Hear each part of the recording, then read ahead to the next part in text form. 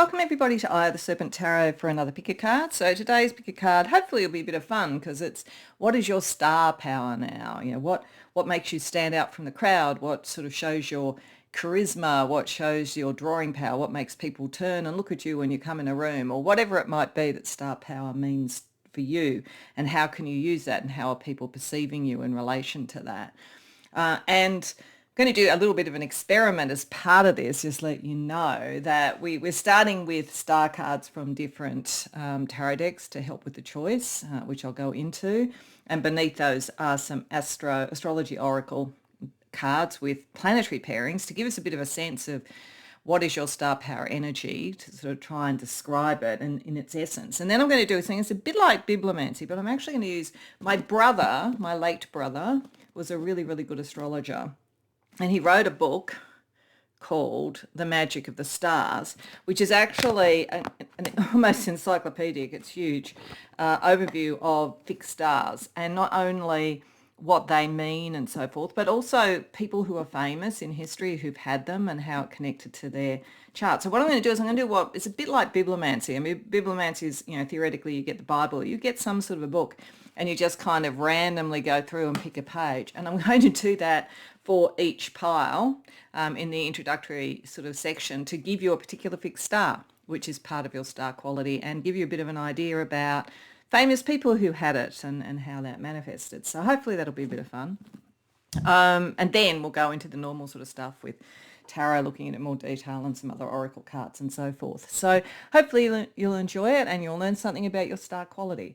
As I say, the main thing to choose, beyond if you always go to pile two, or if you feel drawn to more than one, by all means go to more than one. There might be a number of areas in which you have star quality.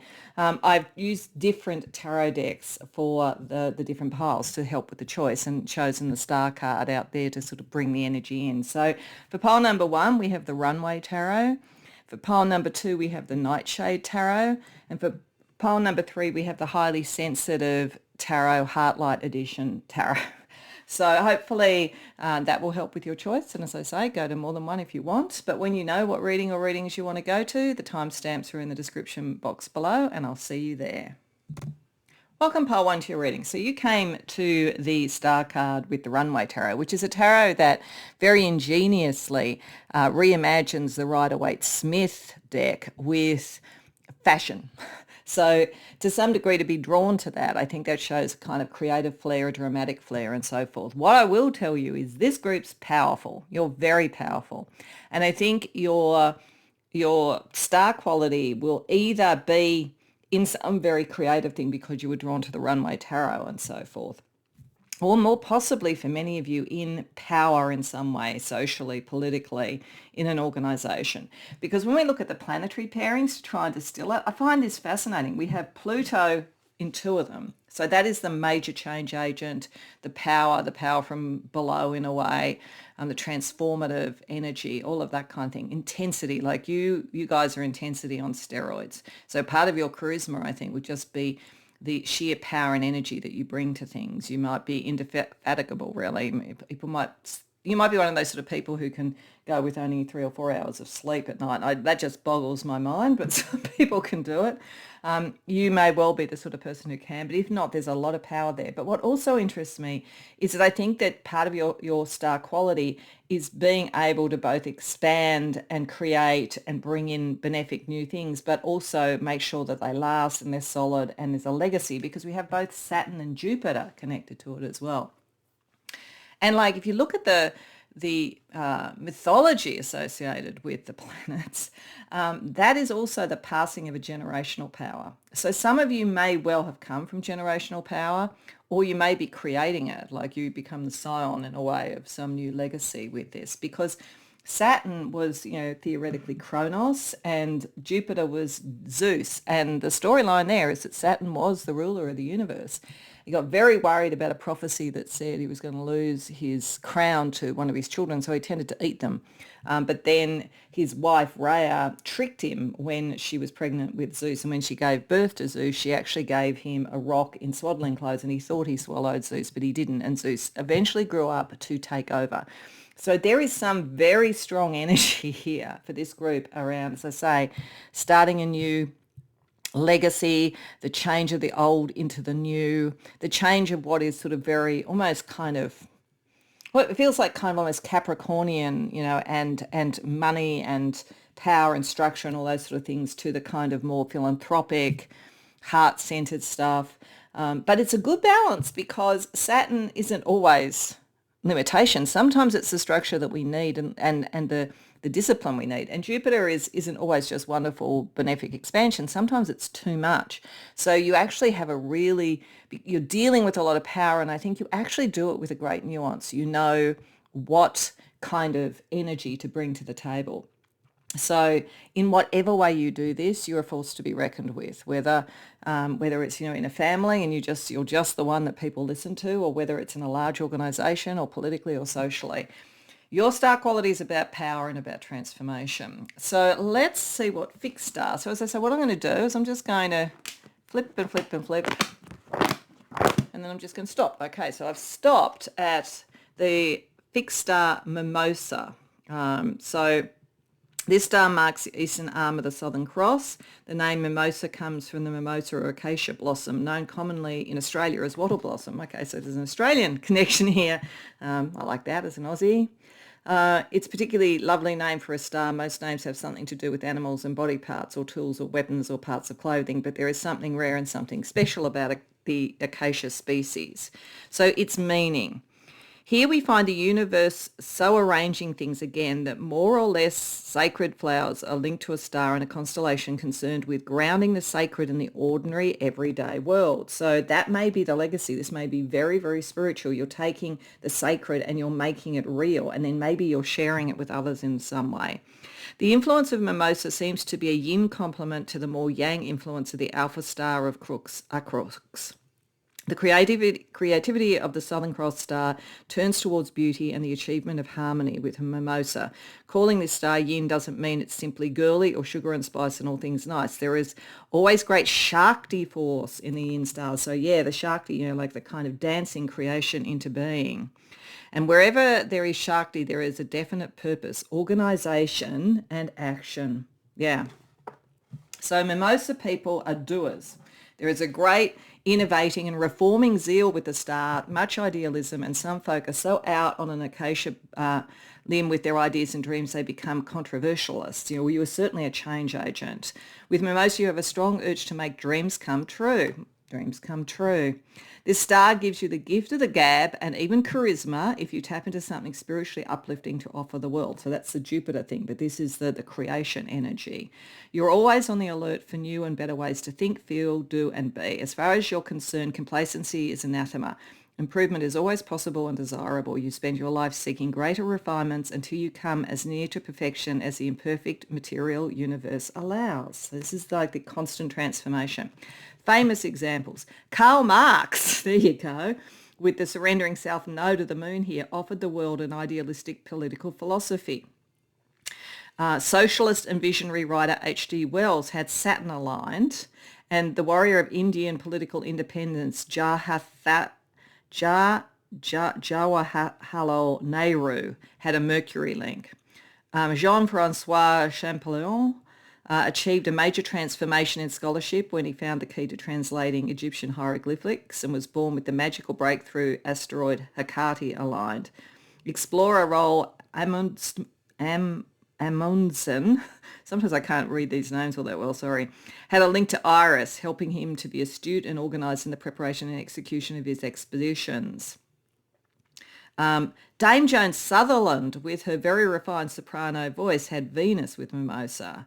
On the more popular stage, Freddie Mercury had sparkling Astrea here. So there is, as I say, there felt like there was the star, the sort of fashion, all of that kind of thing, but a lot around power and a lot around change and so forth. So Mimosa is your fixed star energy that helps to describe this very profound power that you have. So let's see what tarot wants to tell us. Let's get a little bit more just about how your star quality is actually in play. We'll have a look at how other people react to it and how do you enhance and use it best. So firstly, a little bit more about this very powerful kind of evolutionary and revolutionary charisma that you have. But also, as I say, Dame Joan Sutherland, Freddie Mercury, this sort of very arresting, charismatic way of vocalizing things, I think, as well. So, King of Swords reversed, Seven of Swords, Nine of Pentacles reversed, Nine of Wands reversed, Ace of Cups. Okay. And this is really describing this journey, actually, from Saturn Pluto through to Jupiter Pluto. Because we start with Saturn Pluto, Seven of Swords, King of Swords reversed.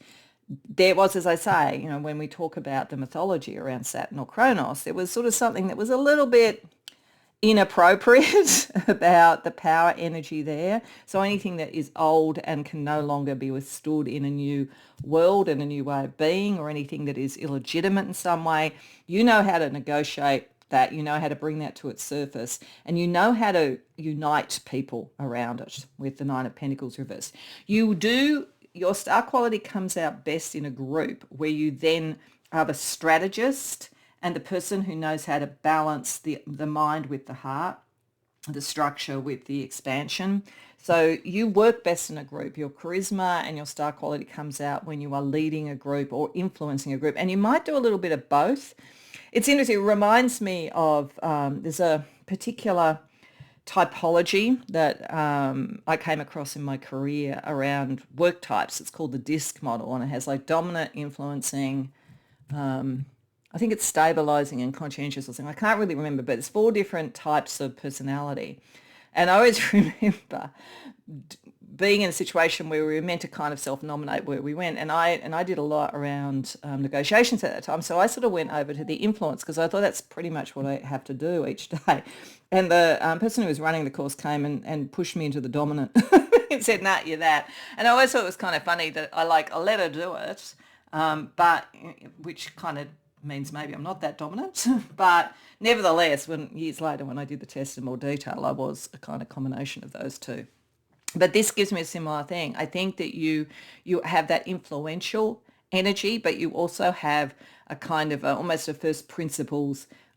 I know how to take us from the old to the new. So there's a lot of power around that, but it's within a group.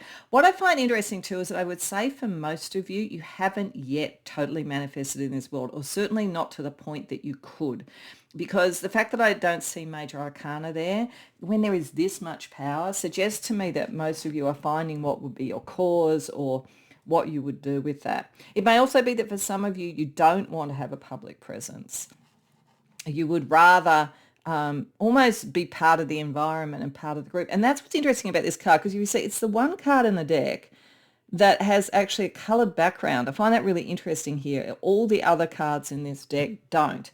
So I feel as though there's a side of you that is very powerful, very influential, and very much a natural leader. But I think that you work more with human psychology and less with, you know, propaganda or being seen. You're more likely to be the kingmaker than the king, but it's a very, very powerful energy that your star quality has there. So how do others react to you given that?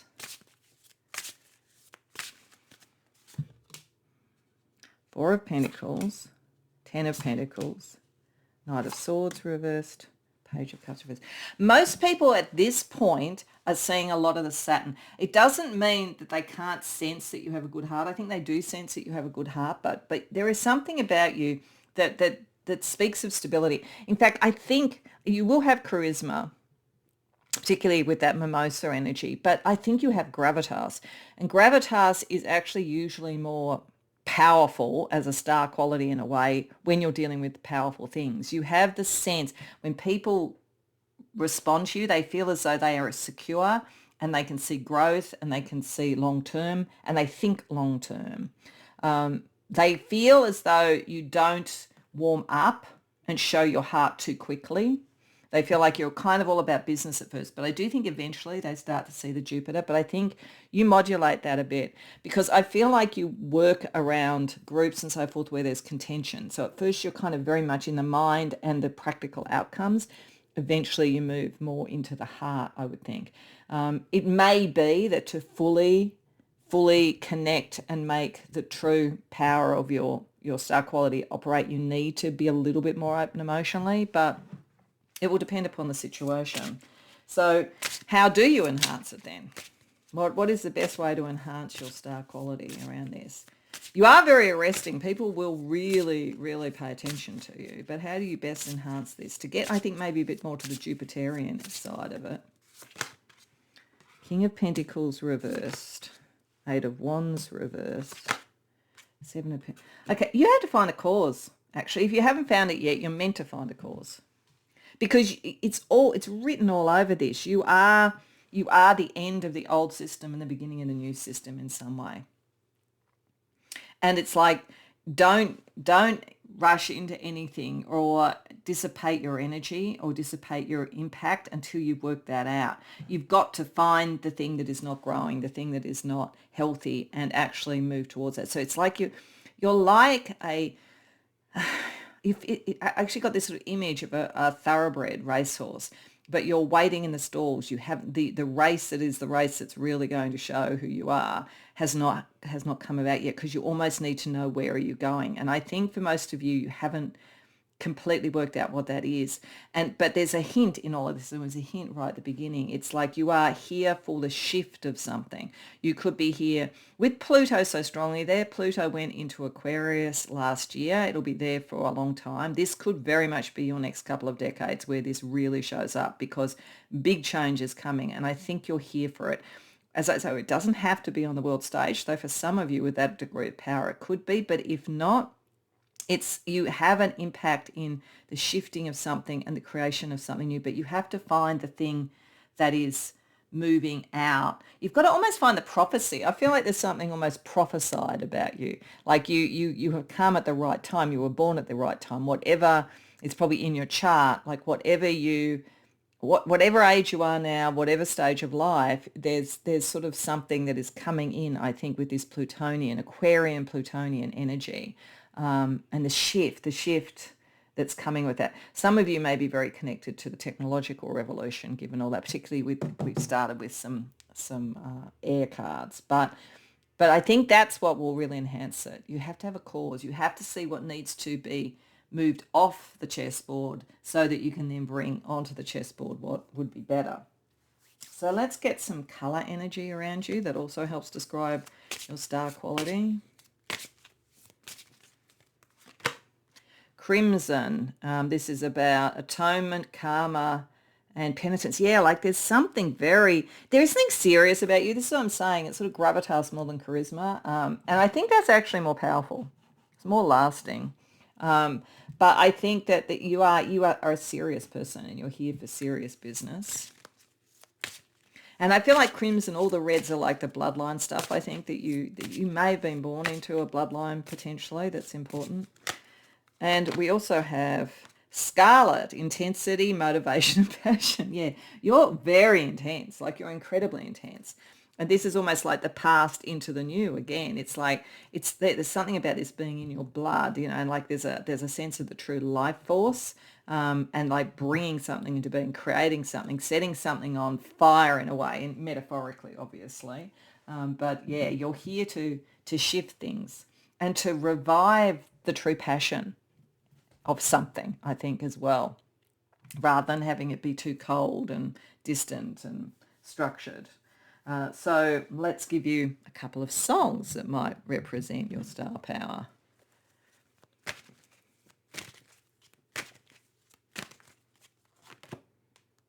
Time in a Bottle. Okay.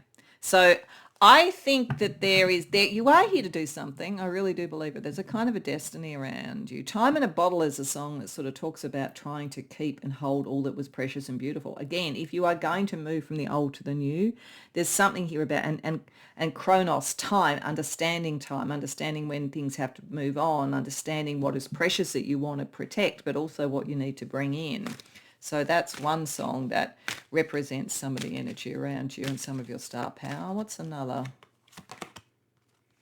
Okay, Mr. Crowley. Okay, so I don't know this song, but it's obviously about Aleister Crowley. So there's something very magical about you as well too.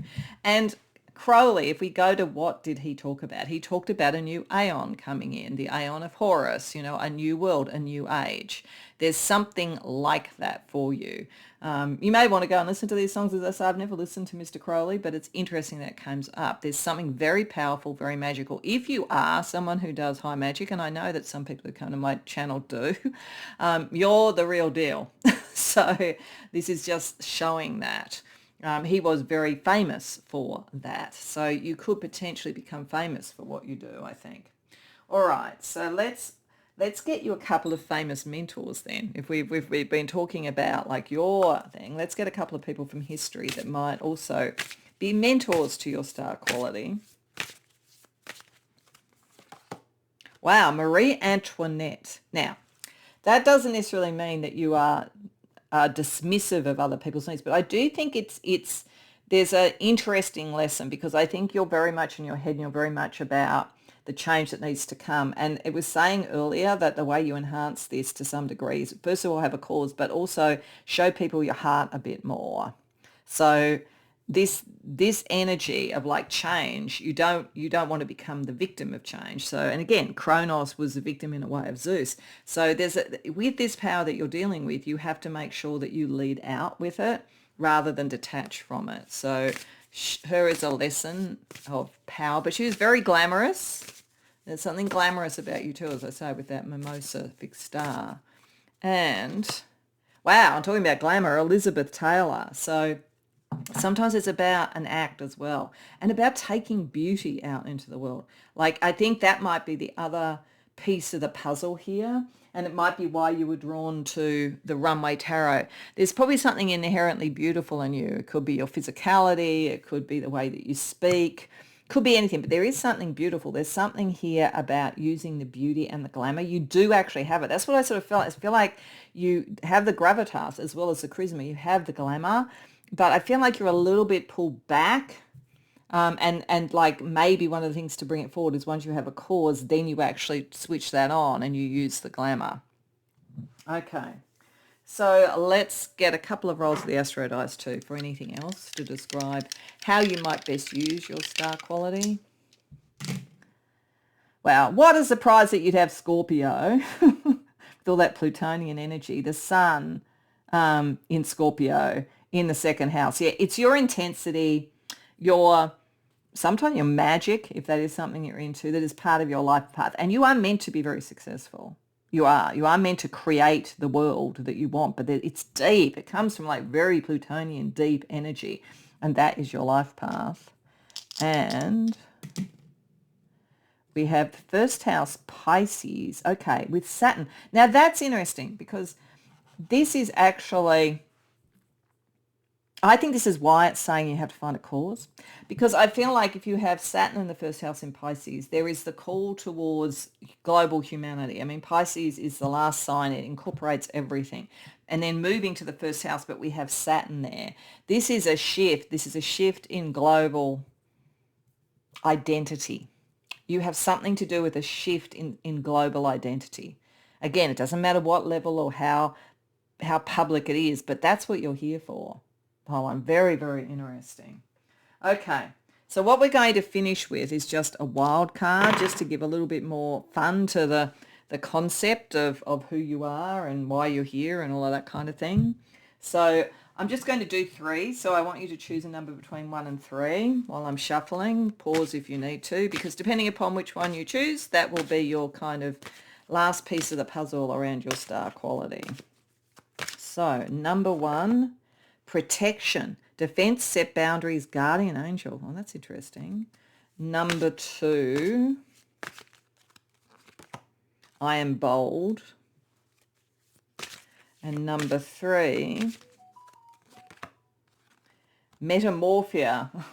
These all make a lot of sense. So number 1, protection. I think part of what you are doing, if you chose number 1, is you're protecting others, protecting family, friends, a social fabric, a group or something. That's why it was shown very much within a group. You have power within the group and being able to do that. I think that you also, with the Saturnian energy, you know how to set the boundaries to protect yourself and others. I also think it's telling you you've got very powerful spirit guide watching over you. This is something important you're here to do. If you chose number 2, I am bold, resilience, stamina, perseverance, this is again like Saturn into Jupiter. That is a long, big process of change, like fundamental change. I think for most of you over the next 20 years or so, while Pluto is in Aquarius, there's really big change energy and you'll become more and more who you're meant to be in that period of time. And then if you chose number 3 with metamorpha, transformation, change skin, alchemical process, revolution of views, you will change just as you are part of a change process.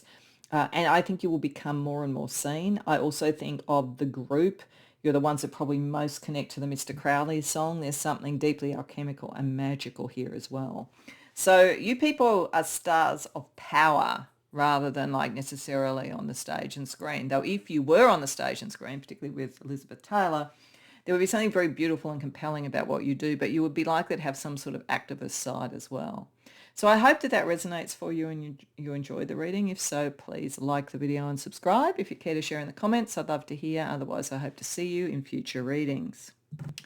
Welcome, Pile 2, to your reading. So you came to the Star card for the Nightshade Tarot. Now, what's interesting about the Nightshade Tarot, if you're just drawn to this card and you're not familiar with it, is it is a very natural-based deck. You'll see when we're doing the tarot part that there's lots of foliage and flowers and so forth in it. So I do feel that there's something, if you're drawn to this particular tarot, about your star quality that is, it seems effortless, it seems natural, it seems healthy and growthful and very beautiful.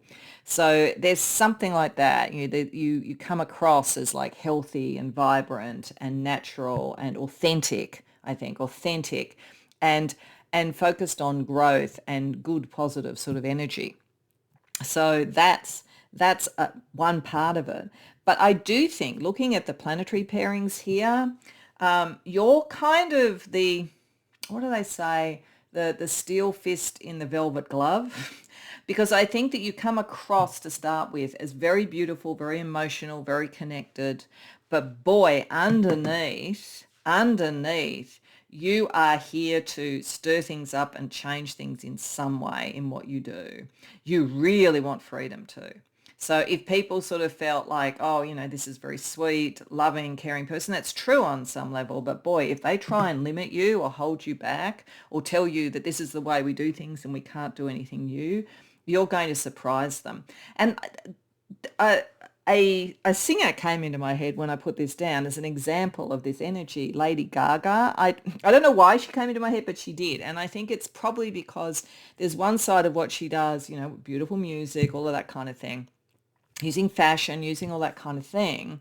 And I'm not getting into all the conspiracy theories around her. I'm just going on like the visuals that we get and so forth. But there is a lot about social change and so forth in what she writes and sings about.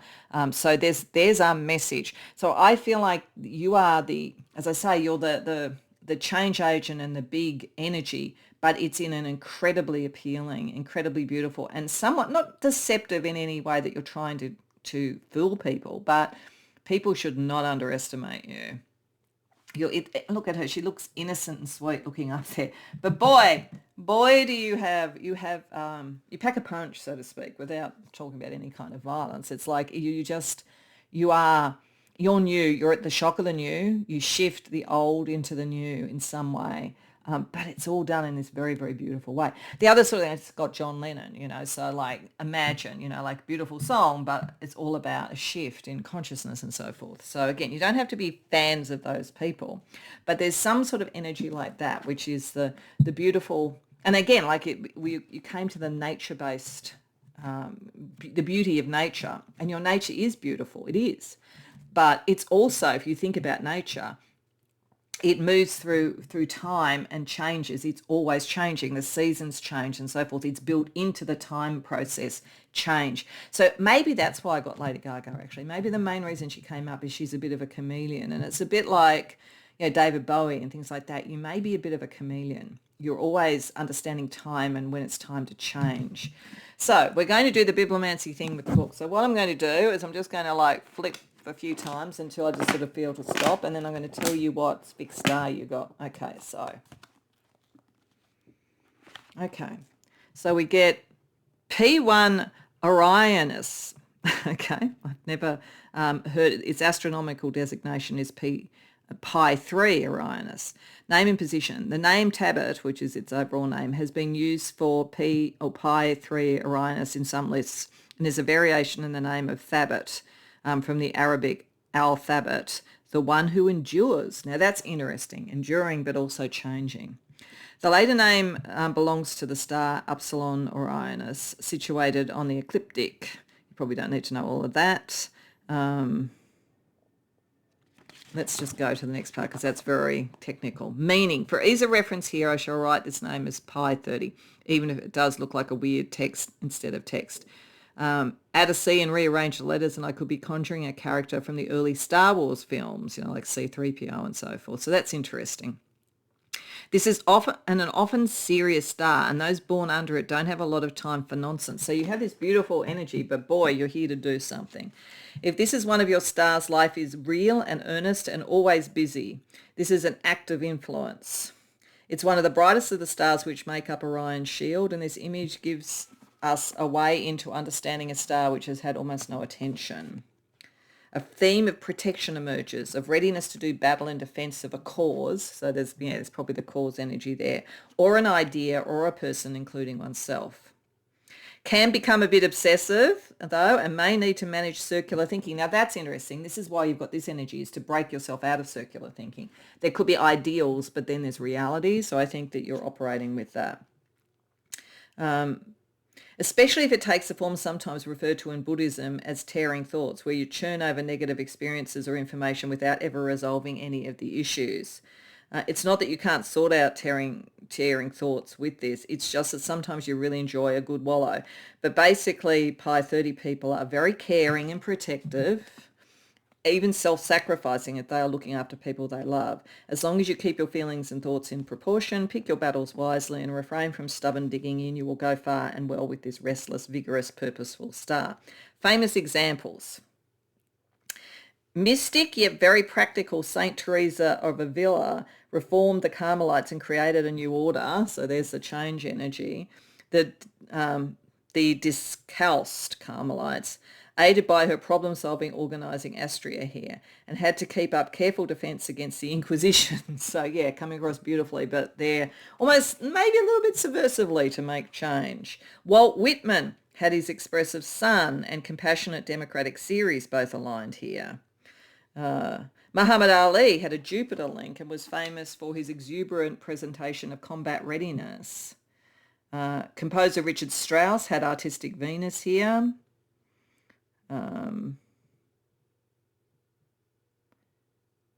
Yeah, that's probably the main ones.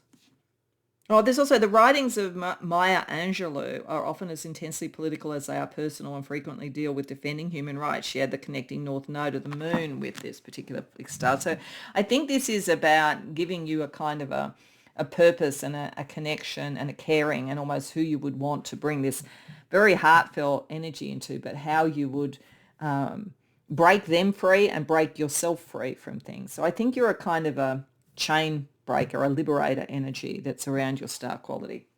Let's see what tarot wants to tell us. So we'll get a little bit more just about your star quality itself and how it's manifesting. Then we'll have a look at how other people see you at the moment and how you could enhance it. So a little bit more about it. High Priestess reversed, Nine of Wands, Ten of Cups, Eight of Swords. Yeah, there it is. So one of the things you do, you are all about this, I think. You are all about the heart and about harmony and so forth. That's your cause. In the center of everything, and what people really feel from you is a sense of like the long-term health and happiness and love. And this is this moon Venus, you very beautiful energy that draws people in. But what you do with this energy, with Saturn and Uranus, is that you go, I am identifying where we have fallen short of this, and I am liberating us to do it. So I think that that one of the other things that comes to my mind, it's interesting, I'm just getting famous people coming to my mind with you, is Jane Austen, like something like Pride and Prejudice, where she was showing the real flaws in that particular social construct, particularly for women. She did it in this beautiful way with a romance that is for the ages and all of that kind of thing. But she also had a very clear and sharp eye for what was socially ridiculous or socially unequal in it. So I think that there's you have that same beautiful way of doing things, and therefore raising issues and liberating people when they don't even know it's happening. So you have that energy, whether it plays out in family relationships, friendships, at work, creatively, whatever it might be. But it's a very beautiful energy. But as I say, you're subversive in a way, and I like it. I like that energy. But people may not even realize. So let's see, how do people respond to or see your star quality? Emperor, Justice reversed, Six of Pentacles reversed. Okay. Many of you may well be doing this sort of work at the moment in some way, or or within your group. You are definitely a kind of social justice warrior in a way. You are definitely someone who looks at the structures of things and like points out where there's inequities. Maybe that's why I was getting Jane Austen. You are for true equality. Six of Pentacles. You're not asking for help from anybody, and you're not necessarily saying, I'm going to here patronize you and tell you what to do. You want true equality. You want people to find their own sovereignty, and people feel that they can do that, and that if there's an injustice, they will be treated more fairly by you. Like, I do think that's the case. They're not necessarily at the moment feeling your heart as much as it's there. So I think for many of you at the moment, you may be the person that people are turning to be heard in some way. So this energy is playing a lot. They sense this, but there's something about the context in which your star quality is operating, where it's your capacity to balance the scales of personal sovereignty that is what is drawing people in. So how can you enhance this and maybe like awaken a little bit more of this? Because there is something beautiful in what you can do, and there's something beautiful in your energy. So Three of Pentacles reversed, King of Wands. It's a very divine masculine energy around this as well too. So there's something about authority. There's something about creative authority. I think that what this is showing is that you are an iconoclast, and you are very much your own person. There's like the sovereignty side of it. It's like you're not necessarily a team person, I think. Or if you really want to get to the point where your star quality shows, you've got to like not be so much part of the team. You've got to step into some sort of authority in some way, and take something through to complete it. Like whatever you're stirring up, you need to take it to its final energy, because then I think they're going to connect. Like the change energy or the agitation energy connects with the beauty of how you do it, and then people appreciate both sides. But I just feel like for most of you at the moment, this is actually a bit more visible than this, but there is a sense that you are fair, and underneath it you get to the core part of you where you have a very, very strong, good heart as well. So let's see what color energy helps describe your star quality. Ruby, fearlessness, strength, warrior. Yeah, you are coming across as very strong at the moment. I think this side is very strong. And that's probably why we were getting that particular fixed star as well too, which was about protection and so forth. I think you are seen as a protector. You are seen as someone, and protector and liberator, both of those things. So there is something, you come across as very fearless. And plum, choices, decisions, and options. And yes, letting people choose for themselves. You're fierce, you'll fight for the right, but you also want freedom yourself, and you want to bring freedom for others. But there's a natural sovereignty to purple as a color. So it is about being a leader, but being the sort of leader that allows others to make decisions and choices and so forth, to grow in the way that is right for them, using the kind of very natural metaphor of that particular tarot deck. Okay, let's get you a couple of songs that might be the soundtrack of your star quality. See what else we learn that way, pile two.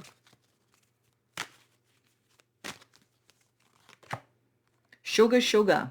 Yeah, look, and you do have this. This is the thing. It's like you are very sweet. You're very lovely. Like there's a very nice energy there, and you will draw people in, and you know how to draw people in with that. But I think it's weird. I think at the moment people see you more as the protector and the justice warrior in a way. But you really do have this lovely way about you. You could sort of calm the savage beast. Like this suddenly sort of flashed onto and Androcles and the lion. You know, Androcles who took the thorn out of the lion's foot, managed to do that, and then later was recognised. There's something like very beautiful in your heart, and I think people do recognise that, but I feel like it's a little bit subliminal. And then we also have painted black. Yeah, and I think this is because right now most of you are dealing with stuff that's pretty heavy. And it's almost like you have to see the black side of things to then be able to bring in the sugar. As I say, you're very much in this at the moment. You may toggle between them. This might just be the time at the moment, but it's almost like you have to find what needs to shift and change and be liberated before you can bring in something good. So let's get you a couple of famous mentors and see whether that can help us understand a bit more about your star quality as well. So we're looking at people from history here. Wow, Mary Shelley. I'm going to put that over there. Mary Shelley wrote Frankenstein. Mary Shelley, a bit like I was sort of thinking Jane Austen as well, kind of understanding the societal things and what that said about human nature and all of that kind of thing. That's why it was a classic. So there's an understanding of some really big themes. You do get the really big themes, and you're not scared of the dark side and what needs to shift and change. What's another famous mentor for your star quality? Wow, okay. People may or may Melania Trump. So beauty, style, connection to power, all of those sort of things. So I know, like people are controversial around particular current political environments, so bear that in mind. But nevertheless, she is a very stylish, very accomplished, very intelligent woman and very beautiful.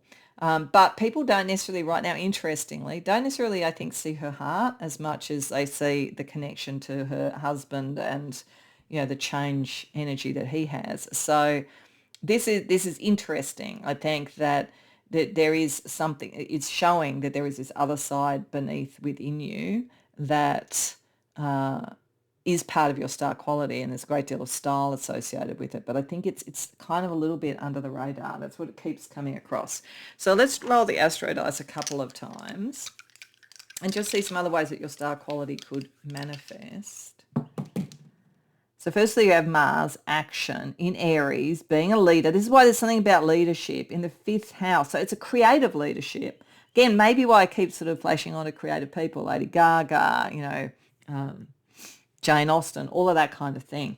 It's action that's creative and new. So I think you are bringing in the new creatively, but it is like the 5th house, again, it's kind of drawing you back here where Venus is and so forth. There is something very loving in what you do and very creative. And the more that you do that, the more that will show. And then we have the 11th house. So yes, connecting with others, social issues. Venus, yeah, that's where the love and the heart is. And Sagittarius, the freedom. You want to free people socially. Some of you may actually be really involved in like feminism and things like that with this sort of, and you don't have to be, but it's just one way, like freeing social issues around women and freeing that kind of thing and having the kind of true alchemical balance of the divine masculine and divine feminine. So yeah, that you are about freedom, and there is a lot of like heart in what you do. But right now, I feel like it's really the Saturn-Uranus energy that's showing. Okay, so let's just finish with a wild card. So I'm just going to ask you to think of a number between 1 and 3 because we're just going to get a wild card to bring it together. So if you need to pause, do so. So I'm about to deal out. So for number 1, we have the cycle. For number 2, we have the purge. Wow, that's very Frankenstein, painted black, isn't it? And for number 3, we have rhythm. So all of this is about change. which makes it all of it at the moment is really on this sort of Saturn Uranus. And as I said, the Saturn Uranus feels like the change of the seasons, all the natural things and so forth. So if you chose number 1, the cycle, spells, divine time, lunar influence, waiting before the result, you are a work in progress around your star quality. And I think at the moment it's more focused on the change energy, and then the heart comes in, and then the true aspirational side of your star quality will come out. If you chose number 2, the purge, psychophysical well-being, toxicity, introspection, cleansing, you are going through the freedom energy. And this is probably why you were drawn to this tarot. It's a very natural process. It's cleansing and clearing out. And that's part of what you do. And that then allows for a more healthy growth and a more healthy situation.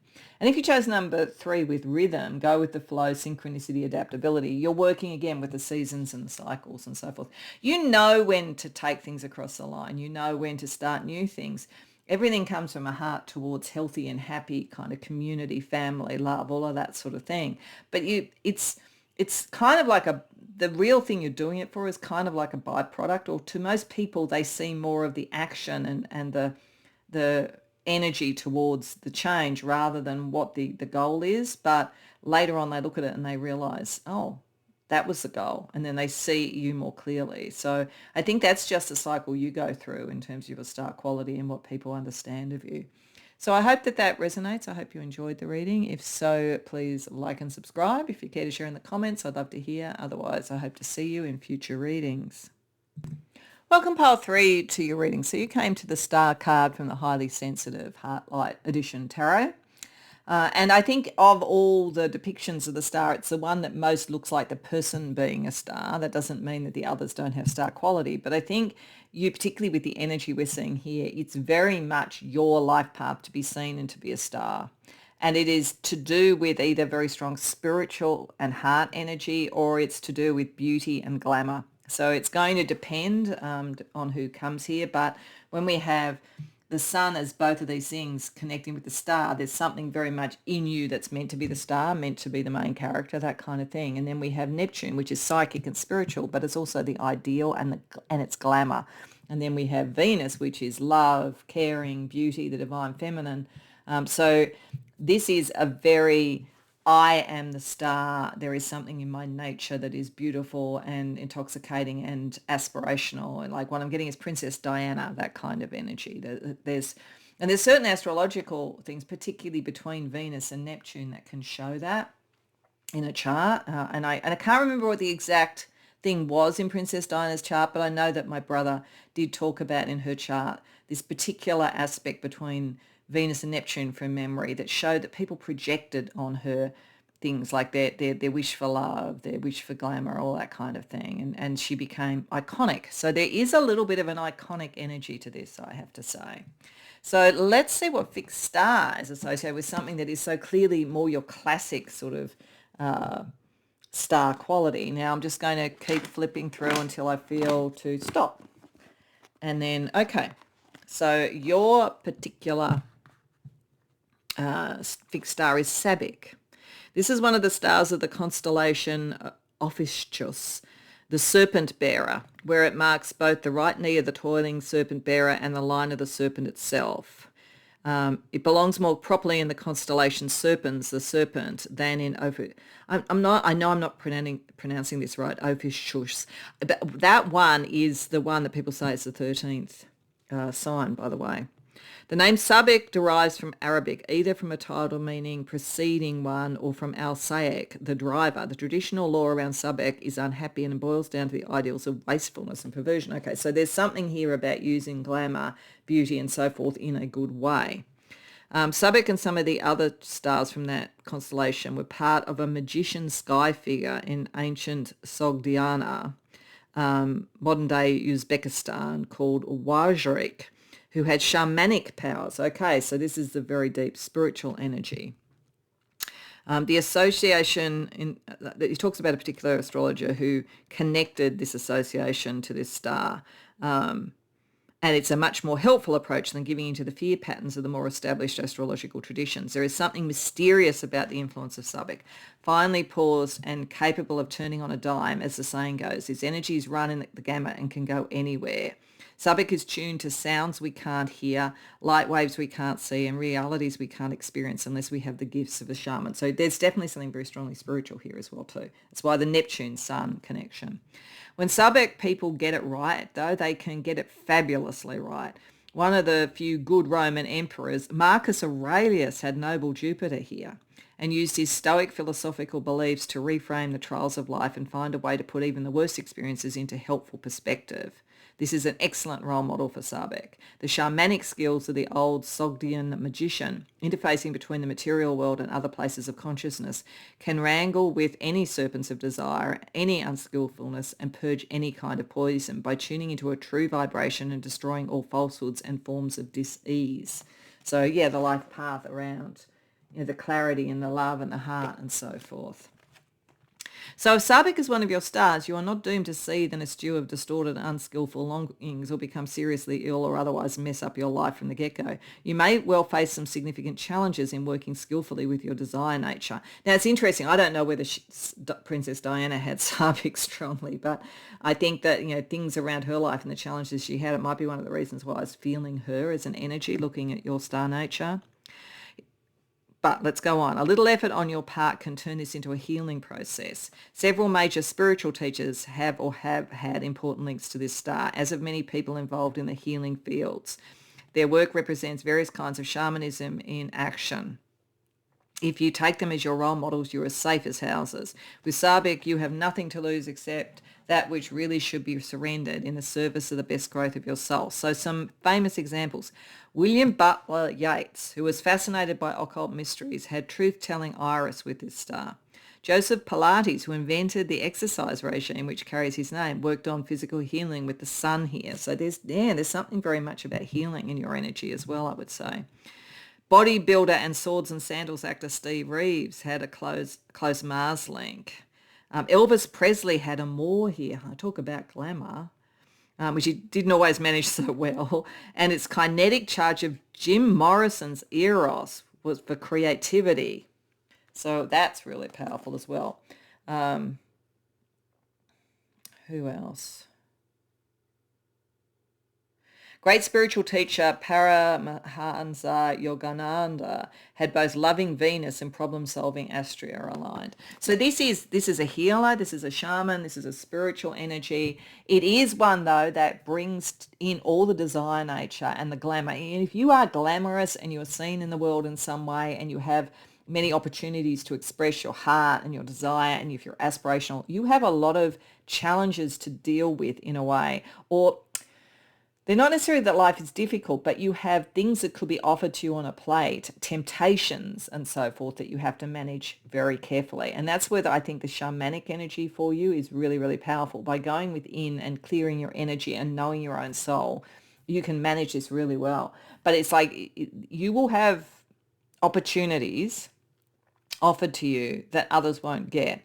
And it's like, how do you use those in the best way? That's because you are very glamorous and there's something very, very appealing and charismatic about you. But underneath everything, there's this huge healing energy and this huge spiritual energy. So let's have a look and see this in a little bit more detail with tarot. So we're going to look at a little bit more about the star power. Then we're going to see how people are responding to it at the moment and then how you can enhance it. So a little bit more about it. 9 of Pentacles reversed, 4 of Pentacles reversed, the Dreamer or the Fool, the King of Wands. Oh, yeah, you are charisma personified, actually.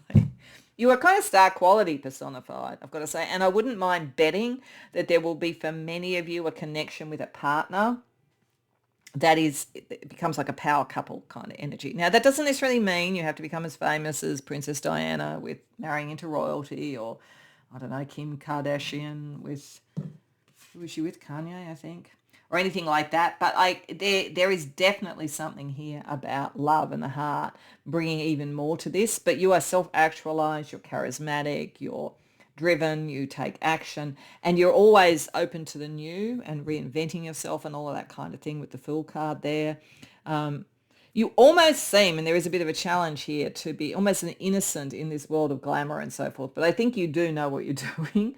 But having said that, it's like there are going to be things offered to you in the span of your life. It may not have happened yet, but it is going to happen by virtue of that. This is the sort of energy that, somebody is walking through a shopping mall and is chosen as a model, for instance, or they've got a TikTok musical channel and suddenly, they're offered a contract or something, like a recording contract. There's that kind of energy here. There's something like that that's coming, or a very powerful love relationship. And that is really going to open this up. But it's your star quality that's drawing it in. You are very much a person of the people. You don't really like to be alone. And you are at the moment using this to try and find where your stable base is. I feel actually for many of you, because of this, you may travel a lot. You may find it hard to find a home and settle, because there's a lot of movement here, and there's a lot of energy of being seen and being in the world in some way. Life is a journey. So you may sometimes struggle to feel secure and to find your people, but you're very, very glamorous. So let's see how people are responding to you right now. It might give us a bit of an idea about whether you've started to be in this world or whether that's coming. 10 of Cups reversed, 6 of Swords reversed, 7 of Swords, the Moon. Okay, you're coming across as very mysterious. Part of your glamour is mystery.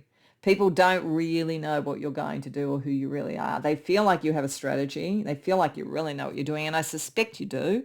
You might come across a little bit like an innocent, but really you know what you want. You do know what you want. But people don't know what that is yet. I think you are, if you're not living out of a suitcase, you're in transit all the time. Like, one of the things that people do feel is that they don't know how long you're going to be around. And they don't know exactly where you're going. You're very mysterious. So part of your allure is that, you might be here today and gone tomorrow kind of thing. And like, you may come across a little bit commitment phobic, but I think that's because you're, searching for your path and what you're meant to do and what is authentic to you. But it's like, it's trying to catch a butterfly or something like that is sort of the energy right now around you. So how can you enhance the glamour and the beauty and everything to get you to this point, I think, where whether it's in a partnership or whether it's just you really self-actualizing and becoming the star you're meant to be. 10 of Pentacles. There's some leaving home or something maybe actually going on at the moment. The Empress reversed. Okay. Yeah, you're actually, there's something very specific. You're about to leave either a long-term relationship or leave a place that you've lived, or leave home or whatever, or leave a job. There is something where you're about to embark on another level. And it's almost as though you're shedding the skin of an old version of yourself to find what the new creation is. You are making people feel a little bit insecure because they feel like, what's really going on here? But I think, you're leveling up. That's what it's all about. And the old has to sort of fall away for the new. So it's like, you're leveling up. Yeah, that's what's going on here. So let's see what color energy your star quality is showing at the moment. Lemon, clean, fresh, new. Yeah, it's all about the new. It's all about, like what is new and what is fresh and so forth. That's part of your appeal, as part of your star quality. You're seen as something, and that's why we had the Fool, something new, something exciting, something unlike what people have seen before. Whether, you don't have to be literally a celebrity or a creative person. I think many of you might be. But, even if you were like very spiritual and a shaman, there's something new about what you're doing, whatever it is that you're doing. And we have Purple, dignity, nobility, and prominence. Yeah, you're meant to be seen. You're meant to, like, this king, queen energy. You're seen as sort of royal. That's probably why I was thinking Princess Diana at the beginning. It's like you give off that kind of energy. That's what your star quality is about. So what's the soundtrack for your star quality, pile 3?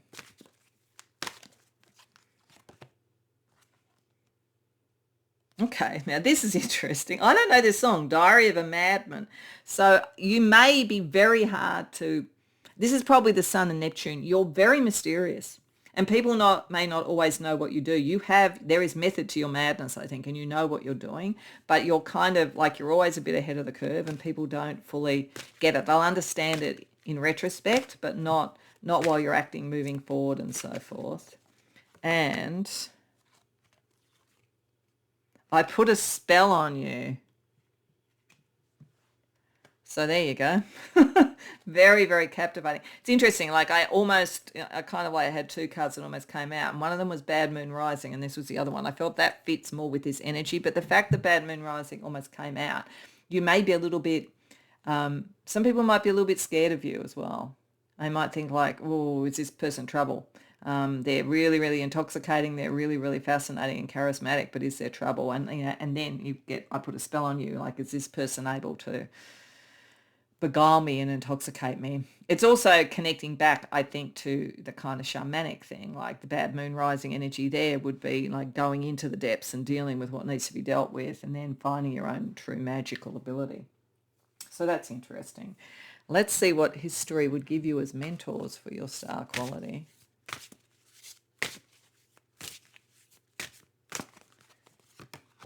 Wow, this came up for one of the others, Marie Antoinette. Very glamorous, whatever. But there is a risk around that. Like she was sort of like wrongly attributed to Let Them Eat Cake. Apparently she didn't say that. But there is that kind of sense of the royalty and the power and the glamour. But you do have to be careful with it. I think you're very aware of that, though. I think it's part of the reason why you keep moving, keep everything in action. And actually, no, I don't think I got one there that I just don't think makes any sense. So we're just going to shuffle again.